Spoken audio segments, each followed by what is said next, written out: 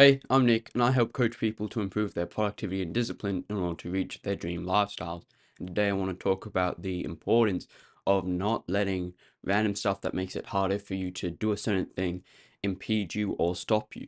In general, starting something new is hard. It's hard for your brain and it's hard for your body. If you want to start running all of a sudden, then your brain is going to throw up barriers saying that you're not a runner and it's going to be difficult, and then your legs are going to be in a lot more pain than usual because they're not used to the exercise. This is true with whatever you do.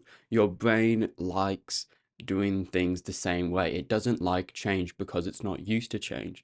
It likes its habits and it doesn't like breaking them. And that is why it's hard to break them and hard to form new ones. So if you're struggling with that, just remember to take it easy, and rather than going from 0 to 100, just incremental, consistent improvement and going a bit harder than you did before and doing things that are more outside of your comfort zone the next day means that you'll make progress anyway, and by the end of the year you'll definitely be above where you've started and actually be at 100, so to speak. But for those people who are doing the thing that they thought was going to be hard and they're actually being consistent, another thing that can crop up is thinking that you're not going hard enough and you're not pushing yourself enough. This is because you're so used to having that first stage of lots of resistance that doing something again and again makes it feel like you're not really being productive or trying as hard as you actually are. And the biggest pitfall of thinking that you need to do things that are harder for you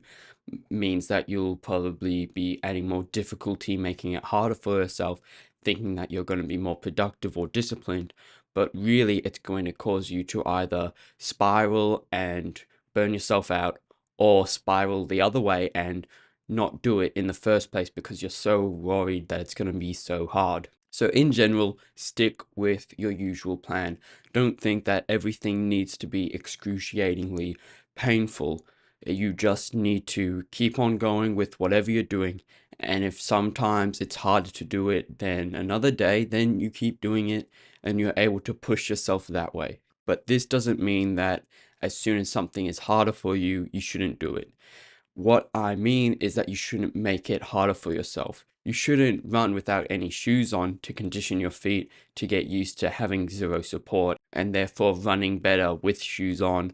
What I mean is that when something gets hard, like when you want to go for a run in the morning, but it's pouring down with rain, you still go and do it. When the difficulty is not controlled by you and it just happens because of nature, because of something outside of your control, then you should just accept it as it is and don't think that, man, this is going to be extra difficult and it might make me spiral and all those mental things, because it's out of your control and you just need to accept that sometimes that happens and sometimes you just need to go with it.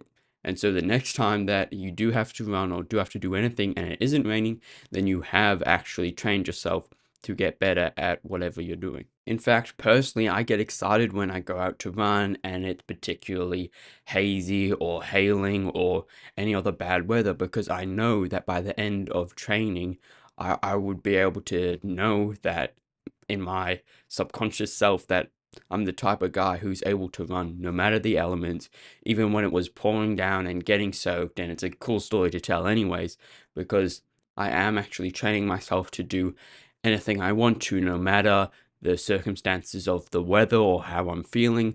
I just keep on moving. So yeah, that's it for today. And I know I've been using running as a big example because that's one of the things that is easier to make it harder, because that's one thing that is quite easy to make harder or less difficult. But this can be used for anything you're doing, like when you're trying to learn something new, memorize something, and then the particular days where it's harder to do and harder to focus on it, and you're just really out of it and tired, you can use that in those circumstances as well to not make it more difficult to you by choice by going through and memorizing 10 new things you're studying or something like that. But when you are finding it hard to do it, you still do it anyway. So that's it.